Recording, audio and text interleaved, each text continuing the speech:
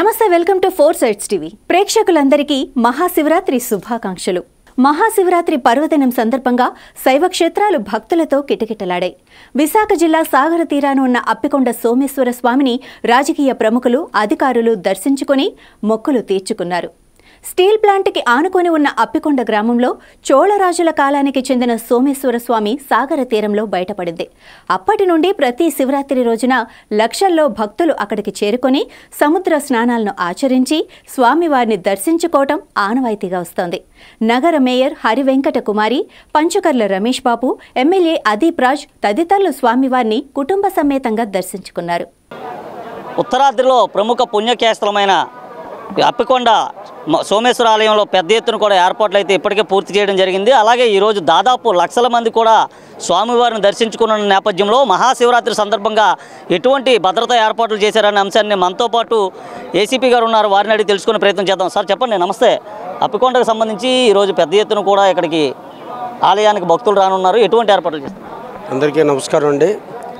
ఈ మహాశివరాత్రి సందర్భంగా అప్పికొండ సోమేశ్వర ఆలయంలో భారీ బందోబస్తు ఏర్పాట్లు చేయడం జరిగింది. గౌరవనీయులను రెస్పెక్టెడ్ సిపి గారు నిన్న వచ్చి బందోబస్తు ఏర్పాట్లన్నీ పర్యవేక్షించడం జరిగింది. డీసీపీ మోకా సత్యబాబు గారి ఆధ్వర్యంలో ఈరోజు నేను 15 మంది సిఐలు, 20 మంది ఎస్ఐలు, అలాగే టోటల్గా 450 మెంబర్స్తో భారీ ఏర్పాట్లు చేయడం జరిగింది. వచ్చే భక్తులకి స్వామి దర్శనానికి ఎటువంటి ఆటంకం కలగకుండా వారిని దర్శనం చక్కగా సజావుగా తిరిగి ఇంటికి చేరేటట్టు ఉత్తర్వులు ఇవ్వడం జరిగింది. అలాగే సముద్ర స్నానాలు రాత్రి జాగారు ఉండి తెల్లవారి సముద్ర స్నానాలకి బీచ్ పెట్రోలింగ్ ట్రాక్టర్స్ కూడా అరేంజ్ చేయడం జరిగింది. స్విమ్మర్స్ కూడా 70 మందిని అరేంజ్ చేయడం జరిగింది. దగ్గరుండి అన్ని ఏర్పాట్లు చూసుకుంటున్నారు. అలాగే డీసీపీ సారు క్యాంప్ ఇక్కడే పెట్టుకొని ఈ పండగ మొత్తం ఏర్పాట్లన్నీ వారే చూసుకుంటున్నారు. వారి సారథ్యంలో సిపి గారి ఉత్తర్వుల ప్రకారం అన్నీ సక్రమంగా జరిగేటట్టు చూసుకుంటామండి. Thank you. ఆలయానికి సంబంధించి ఎంతమంది భక్తులు ఈ ఏడాది వచ్చే అవకాశం ఉందంట? అంటే లాస్ట్ ఇయర్ అయితే 2 lakhs వరకు వచ్చారు.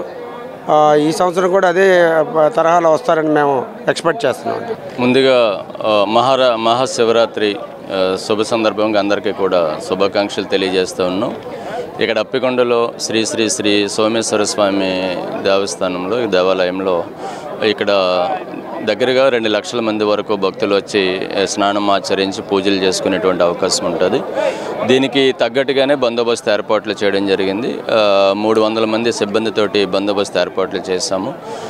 ముఖ్యంగా బీచ్లో ఎక్కడైతే స్నానం ఆచరిస్తారో ఆ ప్లేస్లో ప్రాపర్గా బారికేడింగ్ చేస్తూ ఉన్నాము. బారికేడింగ్ చేసి బియాండ్ దట్ పాయింట్ ఎవరో కూడా సముద్రంలోకి వెళ్లకుండా, ఎటువంటి ప్రమాదాలు జరగకుండా చర్యలు తీసుకోవడం జరిగింది. అదేవిధంగా కూడా ఒక పర్టికులర్ పాయింట్ని స్నానాలు చేయడానికి డిమార్కేట్ చేయడం జరిగింది.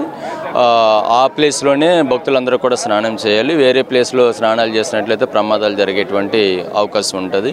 నెక్స్ట్ ఎటువంటి ప్రమాదం జరిగినా సంసిద్ధంగా ఉండేందుకు దానికి తగ్గట్టుగా స్విమ్మర్స్ని కూడా ఒక 70 మంది స్విమ్మర్స్ని కూడా రెడీగా పెట్టడం జరిగింది.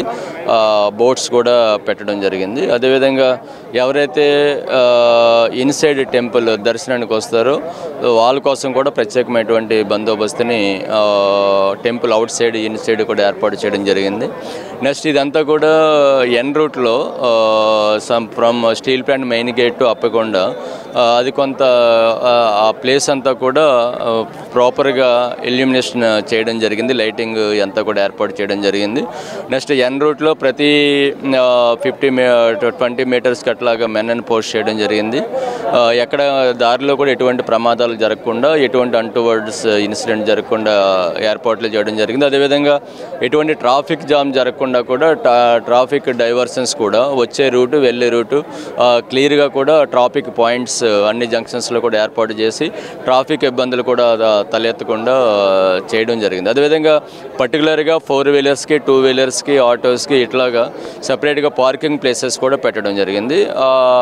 ఆ పార్కింగ్ ప్లేసెస్లోనే వాళ్ళందరూ కూడా పార్క్ చేసుకోవాల్సినటువంటి అవసరం ఉంటుంది. క్రైమ్ పరంగా కూడా స్పెషల్ క్రైమ్ పార్టీలను ఏర్పాటు చేయడం జరిగింది. ఎటువంటి పిక్ పాకెటింగ్ కానీ లేకపోతే దొంగతనాలు కానీ స్నాచింగ్ ఇటువంటివి కూడా జరగకుండా కూడా క్రైమ్ పార్టీలు అనేటువంటి దాన్ని ఏర్పాటు చేయడం జరిగింది. ఆ క్రైమ్ యాంగిల్లో కూడా బందోబస్తు ఏర్పాటు చేయడం జరిగింది. అందరికీ నమస్కారం. ముఖ్యంగా జీవీఎంసీ నగరవాసులందరికీ కూడా మహాశివరాత్రి శుభాకాంక్షలు. మరి ఈరోజు ఎంతో విశిష్టత ఉన్నటువంటి అప్పికొండ శివాలయానికి భక్తులు ప్రతి సంవత్సరం కూడా పోటెత్తుతూ ఉంటారు. అదే రకంగా ఈరోజు కూడా చాలామంది భక్తులు ఈ మహాశివుని దర్శించుకోవడానికి అనేక ప్రాంతాల నుంచి అనేక జిల్లాల నుంచి కూడా చాలామంది రావడం జరుగుతూ ఉంది. దానికి సంబంధించి జీవీఎంసీ నుంచి కమిషనర్ గారు అదేవిధంగా మేయర్ గారి ఆదేశాల మేరకు అన్ని రకాలైనటువంటి ఏర్పాట్లు చేయడం జరిగింది. అందులో ముఖ్యంగా వాటర్ సప్లై కానీ అదేవిధంగా శానిటేషన్కి సంబంధించి కానీ అదేవిధంగా బీచ్ ఏరియాలో క్లీనింగ్ యాక్టివిటీ కానీ అదేవిధంగా భక్తులు బీచ్లో స్నానానికి ఎవరైతే వెళ్తారో వాళ్ళకి ఎటువంటి ప్రమాదం లేకుండా అన్ని చర్యలు కూడా తీసుకోవడం జరిగింది. ప్రతి సంవత్సరం ఏ రకంగా అయితే చేస్తామో దానికంటే కూడా ఎక్కువగా ఈ సంవత్సరం అన్ని ఏర్పాట్లు చేయడం జరిగింది. ఎటువంటి చిన్న సంఘటన కూడా జరగకుండా ఎక్కడో కూడా భక్తులకు అసౌకర్యం అనేది లేకుండా అన్ని ఏర్పాట్లు చేయడం జరుగుతుందండి. Thank you. మహానగరపాలక సంస్థకి సంబంధించి త్రాగునీటికి సంబంధించి కానీ వైద్యానికి సంబంధించి కానీ ఎలాంటి చర్యలు తీసుకుంటాం? త్రాగునీటికి సంబంధించి మేము పాయింట్స్ కూడా పెట్టడం జరిగింది. వాటర్ పాయింట్స్ అన్నీ 16 పాయింట్స్ పెట్టడం జరిగింది. అదేవిధంగా శానిటేషన్కి సంబంధించి బీచ్ క్లీనింగ్ మెషిన్ కూడా పెట్టడం జరిగింది. సుమారుగా 50 మంది వర్కర్స్ని కూడా ఇక్కడ ఏర్పాటు చేయడం జరిగింది. అన్ని ఏర్పాట్లు మేము జీవీఎంసీ నుంచి ఏర్పాటు చేయడం జరుగుతుంది. అదేవిధంగా మెడికల్కి సంబంధించి కూడా మెడికల్ క్యాంప్స్ డిఎంఎండ్హెచ్ఓ గారితో కూడా కోఆర్డినేట్ చేసి మెడికల్ క్యాంప్స్ కూడా ఏర్పాటు చేయడం జరిగిందండి. Thank you. మహాశివరాత్రి శుభాకాంక్షలు. అలాగే అంతర్జాతీయ మహిళా దినోత్సవం సందర్భంగా ఈరోజు మహాశివరాత్రిని పురస్కరించుకొని చాలా పురాతన దేవాలయం అప్పికొండ దేవాలయం ఇక్కడికి చాలా పెద్ద ఎత్తున ప్రజలు ఇక్కడికి వచ్చి ఆ సోమేశ్వరుని అనుగ్రహానికి ప్రతి ఒక్కరు కూడా చాలా దూర ప్రాంతాల నుంచి కూడా ఈ అప్పికొండకి రావడం చాలా ప్రసిద్ధి. ఇక్కడ గుడి చాలా పురాతనమైన గుడి. ఇక్కడ ఏది మనము కోరుకుంటే అది నెరవేరుతుందని ప్రజల ఆకాంక్ష. అటువంటి అప్పికొండ గుడికి ఈరోజు మహాశివరాత్రి సందర్భంగా మేయర్ దంపతులుగా మేము రావడము ఇక్కడ వార్డు కార్పొరేటర్ 77వ వార్డు కార్పొరేటర్ భట్టు సూర్యకుమారి గారు ఇక్కడ పెద్దలందరి సమక్షంలో ఆ దేవుణ్ణి దర్శించుకోవడము, చైర్మన్ గారు దర్శించుకోవడం చాలా గౌరవప్రదంగా భావిస్తూ ఆ శివుని కటాక్షము విశాఖపట్నం ప్రజలకే కాకుండా ఆంధ్రప్రదేశ్ ప్రజలందరికీ కూడా ఉండాలని మరొకసారి అందరికీ కూడా మహాశివరాత్రి శుభాకాంక్షలు తెలియజేసుకుంటున్నాను. ఈ ప్రాంతంలోనే ఎక్కువగా మీరు తిరిగినటువంటి పరిస్థితి, ప్రతి ఏడాది కూడా స్వామివారిని దర్శించుకునే పరిస్థితి. కంటే మేయర్గా స్వామివారిని దర్శించుకోవడం ఎలా అనిపిస్తుంది? చాలా సంతోషం. ఇదే నేను ఫస్ట్ టైం రావడము. అప్పికొండలో ఆ శివుణ్ణి దర్శించుకోవడం ఇదే మొట్టమొదటిసారి. చాలా ఆనందంగా భావిస్తున్నాను. ఈరోజు మహాశివరాత్రి పర్వదినాన్న దర్శించుకోవడం అన్నది పూర్వజన్మ సుకృతం అని కూడా భావిస్తున్నాను. నేను ఎమ్మెల్యే 2009లో అయ్యానండి. అప్పటి నుంచి కూడా ఆలయ అభివృద్ధికి కొన్ని పనులు కూడా చేశా. ఏదైతే భక్తులు సేద తీరటానికి పైన షెల్టర్ కానీ షెడ్స్ కానీ పక్క దేవాలయం కానీ సముద్రం వైపు రోడ్డు కానీ ఇవన్నీ కూడా నేనున్నప్పుడే చేశా. ఈ స్థానిక నాయకత్వం పట్టుబట్టి ఈ గుడికి చాలా పనులు చేయించుకున్నారు. ఒక ప్రసిద్ధి చెందిన కొన్ని వందల సంవత్సరాల చరిత్ర ఉన్న శివాలయం ఇది. దీని అభివృద్ధి కోసం మళ్ళీ తర్వాత మేమే అధికారంలోకి వచ్చున్నట్లయితే ఇక్కడే నేను పోటీ చేస్తున్నట్టయితే దీని ఒక ప్రసిద్ధమైన పర్యాటక కేంద్రం కూడా చేయాలని చెప్పి నాకు తలంపు ఉండేది. భవిష్యత్తులో భగవంతుడు ఆ శివుడు అవకాశం కల్పిస్తే మాత్రం దీన్ని ఒక పవిత్రమైన ఒక ప్రసిద్ధి చెందిన ఒక టూరిజం ప్లేస్గా కూడా దీన్ని తీర్చిదిద్దాలనేది మా ఆశ, మా ఆకాంక్ష. ఆ శివాజ్ఞ లేనిదే చేమైనా కుట్టదంటారు. శివుడు ఆశీస్సులతో ఈ ప్రాంత ప్రజలు కానీ ఈ రాష్ట్ర ప్రజలు కానీ సుఖశాంతులతో ఆనందంగా నిన్నూరేళ్ళు చల్లగా ఉండాలని చెప్పి నేను కోరుకుంటాను. ఈ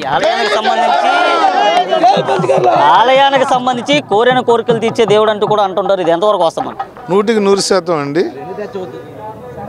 100% శివుడు ఆజ్ఞ లేనిదే చేమైనా కుట్టదన్న పెద్దల నానుడి. ఈ సృష్టికి బ్రహ్మ విష్ణు మహేశ్వరులే శివుడు అనేవాడు చాలా పవర్ఫుల్ దేవుడు. ఆయన భోలాశంకరుడు, తప్పకుండా కోరిన కోరికలన్నీ తీరుస్తాడు.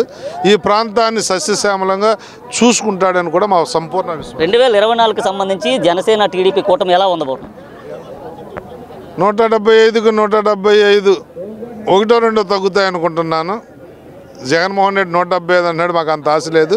170 వరకు గెలుస్తాం ఈ కూటమి. శుభపరిణామం ఏంటంటే రాత్రి బీజేపీ కూడా పొత్తులో భాగంగా భాగస్వామి కాబోతూ ఉంది. ఎన్డీఏ కూటమిలోకి తెలుగుదేశం, జనసేన చేరబోతూ ఉన్నాయి. ఈ ముగ్గురు కూడా ఒక సునామీ సృష్టించి ఈ రాష్ట్ర భవిష్యత్తుని, మన బిడ్డల భవిష్యత్తుని రాబోయే 24 నుంచి 29 వరకు కూడా ఈ రాష్ట్రాన్ని పెద్ద నగరాలతో, పెద్ద రాష్ట్రాలతో పోల్చుకునే దానికి ధీటుగా తయారు చేస్తారన్న సంపూర్ణ విశ్వాసం మాకుంది. మాకు 170 సీట్లు వస్తాయని నమ్మకం కూడా మాకు. మంచికర్ల రమేష్ బాబు గారు అనకాపల్లి నియోజకవర్గం, అనకాపల్లి జిల్లా నుంచి పోటీ చేయబోతున్నారా, విశాఖ జిల్లా నుంచి పోటీ చేయబోతున్నారు? ఆబ్వియస్లీ నేను అనుకోవటం అనకాపల్లి జిల్లా నుంచే. మా నాయకుడు నన్ను అనకాపల్లి జిల్లా నుంచే పెడతారని కూడా నా నమ్మకం, నా కోరిక అదే. వారు కూడా నన్ను అనకాపల్లి జిల్లాలో ఉంచుతారన్న నమ్మకం నాకు ఉంది. శ్రీ సోమేశ్వర స్వామి దేవాలయం సుమారు 1400 సంవత్సరాల క్రితం కులోత్తమ చోళులచే నిర్మించబడిన దేవాలయము. అసలు దేవాలయం అంటే శ్రీకృష్ణ అవతారంలో కపిల మహర్షి సాగర తీరాన ఈ దిశగా ప్రయాణిస్తూ ఉంటే ఈ వాతావరణం, ఈ ప్రదేశం అంతా ఆ స్వామికి నచ్చి అనుకూలంగా ఉండి తన పేరు మీద అంటూ భూలోకంలో పుణ్యక్షేత్రం అంటూ ఉండాలన్న సంకల్పంతో ఓ రోజు సూర్యాస్త సమయం నుండి కోడి కూసే సమయానికి 101 శివలింగాలు ఆవిర్భవించాలని తపస్సు చేశారు. అతని తపశ్శక్తికి 100 శివలింగాలు ఆవిర్భవించాయి. అతను అనుకున్న 101 శివలింగం ఆవిర్భవిస్తే జ్యోతిర్లింగాలలో కపిల తీర్థంగా ఓ పుణ్యక్షేత్రమై ఉండేది. ఓ శివలింగం అప్పుగా ఉండిపోయినందువలన ఈ ప్రాంతానికి అప్పుకొండ అని పేరు పెట్టారు.